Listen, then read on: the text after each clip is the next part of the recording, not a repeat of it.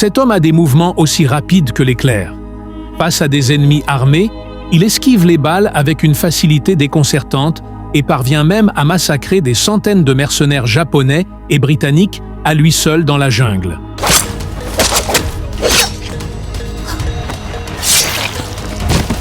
Son nom est Monsieur Long, autrefois le tueur numéro 1 d'un groupe d'assassins. Dans le monde des tueurs à gages, il était une légende. Cependant, lorsqu'il découvre que son organisation kidnappe des enfants pour les former en tueurs, il entre dans une colère noire et anéantit toute la structure. Après cela, il disparaît et s'installe dans un village reculé au Vietnam, où il devient gérant d'un camping et élève une jeune fille nommée Xin Zi comme sa propre fille. Il mène une vie simple, pleine d'amour et de complicité, presque comme un véritable père et sa fille. Conscient de la fragilité de cette paix, Monsieur Long évite toujours les conflits.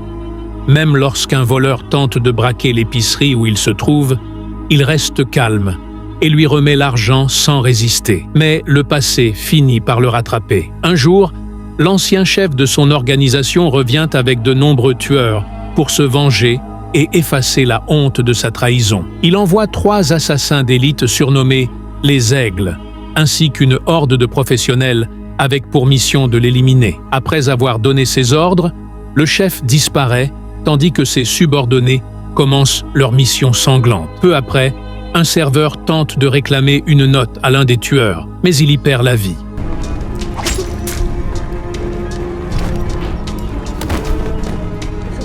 La première vague d'attaques débute alors que Monsieur Long rentre chez lui après avoir visité une tombe.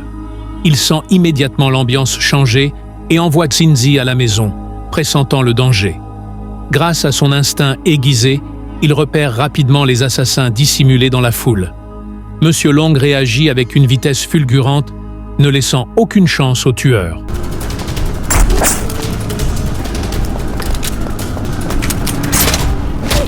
Mais ce n'est que le début. D'autres attaques se succèdent. Le soir même, alors qu'il dîne avec Xin Zi dans un bar, il remarque que le signal de la télévision est instable, signe que l'ennemi est proche. Il confie Xin Zi au propriétaire du bar pour la protéger et décide de faire face seul. Il se dirige vers une ruelle sombre, s'échauffe les épaules et affronte un à un les tueurs avec une efficacité redoutable.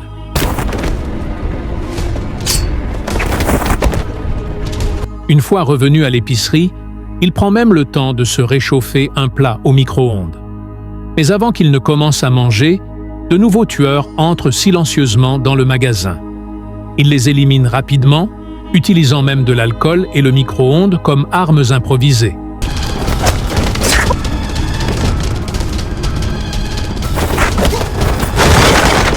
Juste au moment où il s'apprête à manger, un assassin tente de l'attaquer par derrière. Pendant ce temps, un vieil ami de Monsieur Long, Teng Mu, apprend qu'il est en danger et envoie 2 frères en renfort. L'un, aux cheveux longs, est un ancien soldat vétéran. L'autre, aux cheveux courts, est un jeune homme fougueux nommé Xiao Bai. Ils apportent des armes à Monsieur Long, même si ce dernier préfère se battre à main nue. En parallèle, une belle femme en jupe rouge entre dans un ascenseur. 2 petits voyous tentent de la harceler, ignorant qu'elle est en réalité l'un des tueurs d'élite les plus redoutables de l'organisation.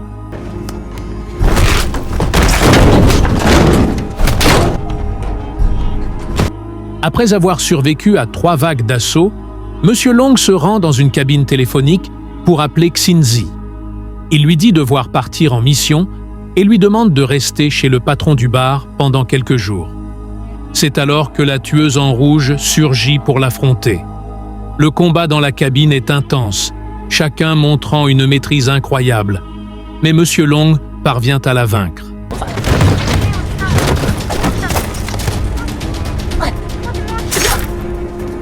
Le chef de l'organisation, surnommé Phantom, n'est pas surpris par l'échec de ses troupes.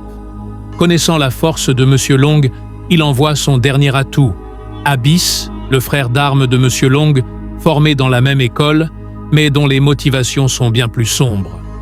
Pour le forcer à obéir, Phantom fait kidnapper Xin Zi.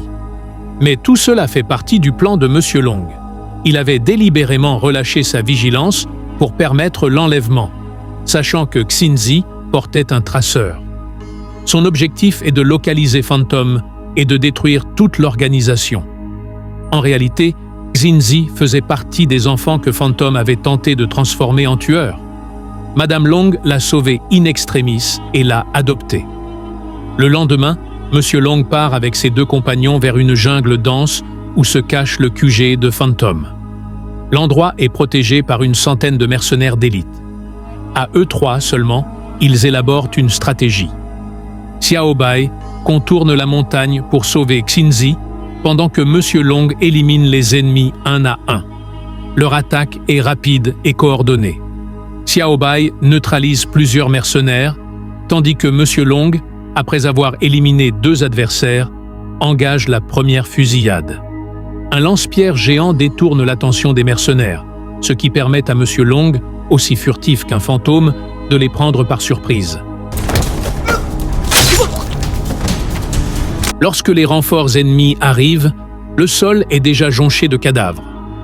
Grâce à son expérience militaire et sa technique de combat surnaturelle, Monsieur Long avance tel un dieu de la mort, terrassant ses ennemis les uns après les autres sans faillir. Cet homme maniait une pelle de glace comme une véritable arme de guerre. Dans ses mains, elle devenait l'outil parfait pour exterminer ses ennemis. Chaque coup était fatal, et sur son passage, il ne restait que sang et cadavres.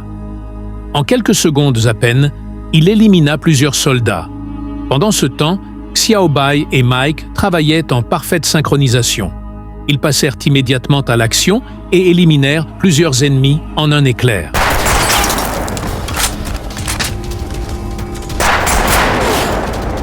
Mais les choses prirent une tournure tragique lorsque Xiao Bai croisa le chemin d'une mercenaire.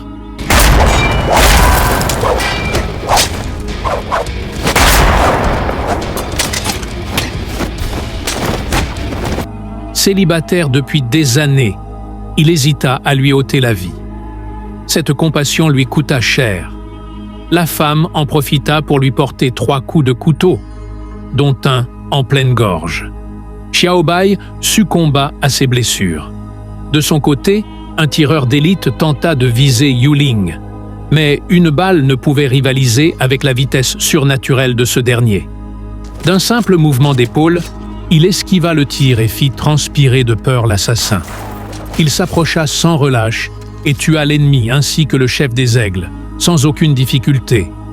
La mercenaire responsable de la mort de Xiao Bai tenta à son tour d'affronter Yuling.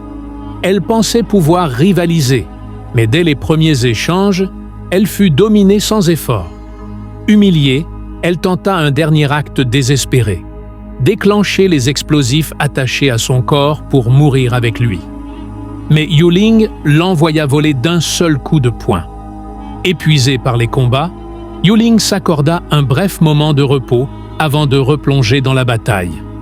Armé de sa redoutable faux de la mort, il s'élança seul contre une armée de mercenaires, les éliminant comme s'il tranchait de simples choux.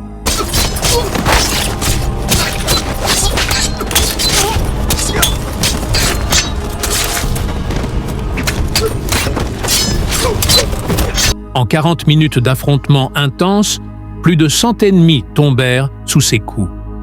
Essoufflé mais toujours debout, il affronta les derniers survivants. Ces derniers sortirent leurs sabres, sans savoir que le sabre était précisément l'arme de prédilection de Yuling.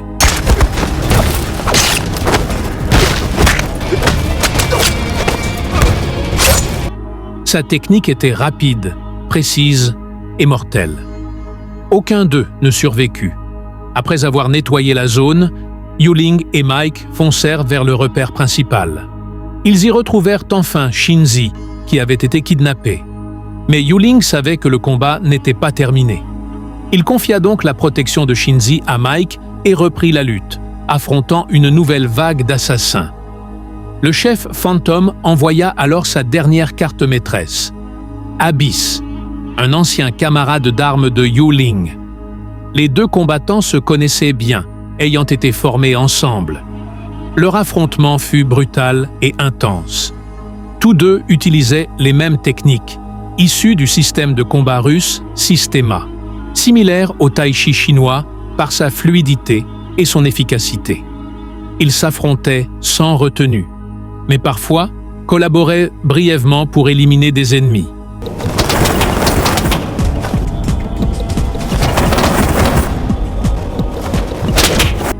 Abyss, conscient de l'invincibilité de Yu-Ling, tenta une approche sournoise. Il détruisit les lumières pour plonger la pièce dans l'obscurité et gagna du temps en utilisant une lampe torche pour distraire Yu-Ling. Mais ce dernier, tel un maître d'arts martiaux, utilisait son ouïe affûtée pour écouter le vent et percevoir les mouvements. Il concentra toute son énergie dans son poing droit et frappa avec une telle force qu'il stoppa Abyss net. Après avoir traversé tous les obstacles, Yu-Ling retrouva finalement Phantom dans une ruelle sombre. Mais il était au bout de ses forces. Phantom, rusé, l'avait volontairement épuisé en envoyant des vagues successives d'ennemis. Il utilisa l'hypnose pour endormir Yu-Ling et s'apprêta à lui porter le coup fatal. Mais au dernier moment, Yu-Ling reprit conscience d'un sursaut d'énergie, retourna la situation et tua Phantom. Hélas, blessé trop gravement, Yu-Ling s'effondra, à bout de souffle.